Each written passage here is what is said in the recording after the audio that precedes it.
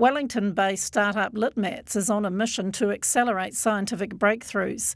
Its browser-led research platform helps academics, scientists and engineers improve their experience discovering scientific literature. Joining me now is co-founder and CEO Axton Pitt. Well, welcome, Axton. Thanks for having me.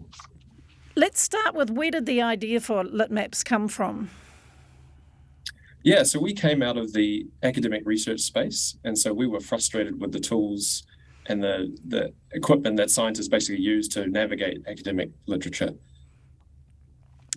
And so there were three of yourself that co-founded the company, yourself, Kyle Webster and Diggle Dixon. Are you all still involved, or how are you all still involved?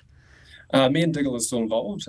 Kyle has moved on to another project developing a COVID vaccine, actually, with some collaborators in the US out of MIT.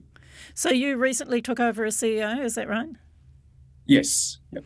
And how's that transition been? Because it's quite a different role to CTO, isn't it? So how have you found it?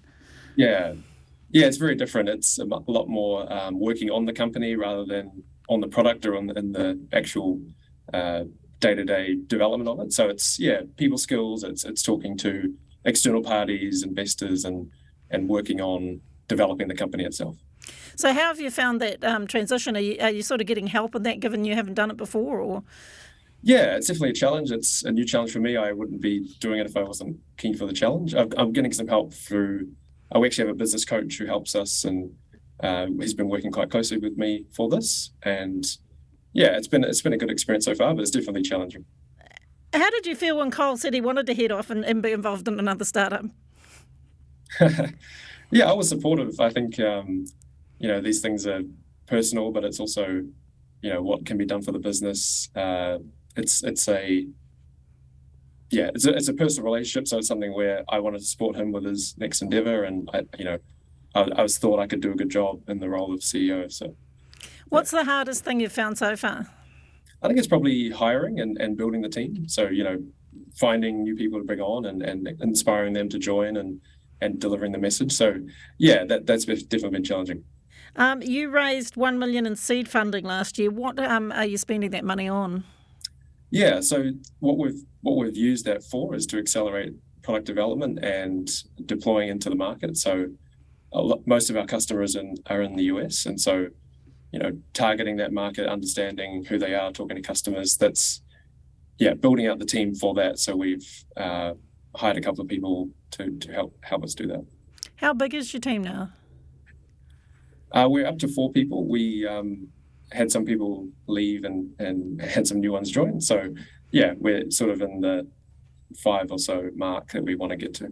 How did you find the fundraising process? Because that's always difficult for startups. Yeah, I wasn't involved in the last round as much as Kyle was, so I supported in that and helped. But I can't speak heavily to that. When will you need to raise more money, though? It'll be midway through next year. That's our current plan. And have you got any ideas on whether you'll go to how that process will go? Whether you'll go back to existing investors or? Yeah, in terms of that. I guess it'll depend on the sort of macro environment as well as investors' appetites for that. We were hoping to target US-based investors, that is our sort of main market, and we think support in that domain will be very helpful. So I have spoken to some VCs in that space. How big has the company grown in terms of users, and who is using it? Yeah, so we have users all around the world, which is great. We're a very international product being on the web. We have 110,000 users that have used the product since its launch about 2 years ago. And so most of those people are academic researchers working on, things like cancer, AI, biotech, and that sort of thing. So, we're really passionate about our user base and what they're working on. We're sort of hoping to accelerate them to accelerate breakthroughs that they're working on. So we're super excited about that. How much does AI play a part in what you do? Yeah, so we have parts of the tool that use natural language processing. So that's probably our main AI part. A lot of what we do is actually network science. So it's understanding the citation network, and that's all of the papers and how they reference each other. And there's a lot of insights you can gain by analyzing that. It's actually where Google came from. Okay. This is the first startup you've been involved in. Has anything turned out to be different than you thought it would be, or? I guess it's the work. I think I was expecting a lot of work, but it's even more than you imagine. Yeah, I didn't have too much preconceived notions of what it is, but I think a lot of it is getting out of your own way and being able to deal with things, probably the emotional side of things or the personal side. I guess that's a lot more than I realized. It's not just about working on the code and figuring it out. It's also how you deal with people, how you build relationships, and that side. And you mentioned a business coach. Do you have any mentors or a board that that you turn to? Yeah, so there are some loose mentors that I tap who run smaller companies in Wellington or other companies around. Our board is also useful in terms of the people we have on it, in terms of that support. That's more investor based, but yeah. You recently did a collaboration with Third Iron. Can you talk a bit about that? Yeah, so what that enables us to do is get researchers to the full text. And so that's a big part of a search platform, is you actually want to get to the end PDF or the text that was written, the article, to be able to read all the results. So that enables us to get to that full text faster and use your library's existing subscription.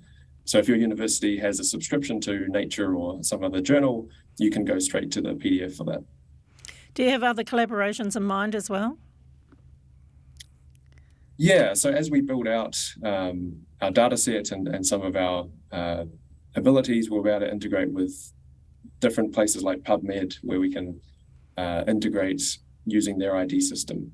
And we have existing partnerships with places like Archive. So that's out of Cornell University as a preprint server. And so you can view a paper and view the whole citation network around it using our tool. Why is the US your target market? It's sort of based on how much R&D is done. And so the US leads in terms of how much fundamental academic research is done, as well as industrial type R&D. Obviously, closely following that is China and Japan, and some places in Europe. So we're sort of just based on where those people are and what they're doing. What's going to help or hinder Litmaps' growth? I guess it's the questions for us is how we interact with universities. And so being in New Zealand, some universities operate differently than the ones in the US. And so figuring that out is one part of it. The other part is the industrial research side. So how deeply we get involved in things like patents, which isn't our product, but isn't a huge focus. So, translating some of those areas is probably what's going to enable the growth, and also be a risk to block it. And what sort of response have you had from the New Zealand universities then? We have a sort of close ties personally with a lot of universities and researchers, especially things like the McDermott Institute, where we're affiliated.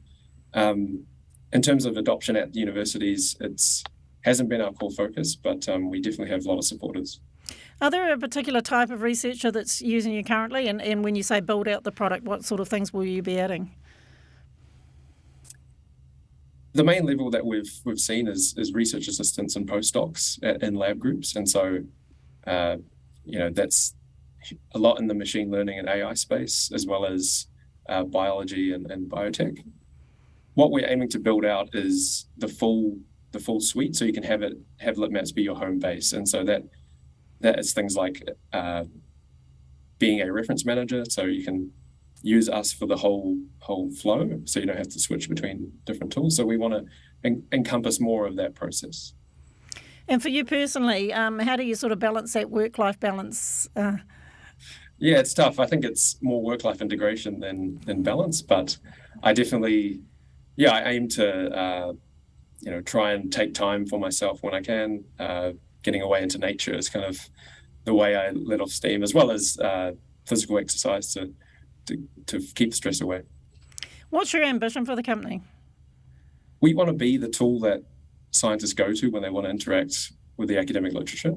And we want that to also occur in industry. So if you're thinking about a research project. And so to do that will require us to be available around the world, us to be integrated in other tools and other processes. And so that's what we're undertaking is getting into that process.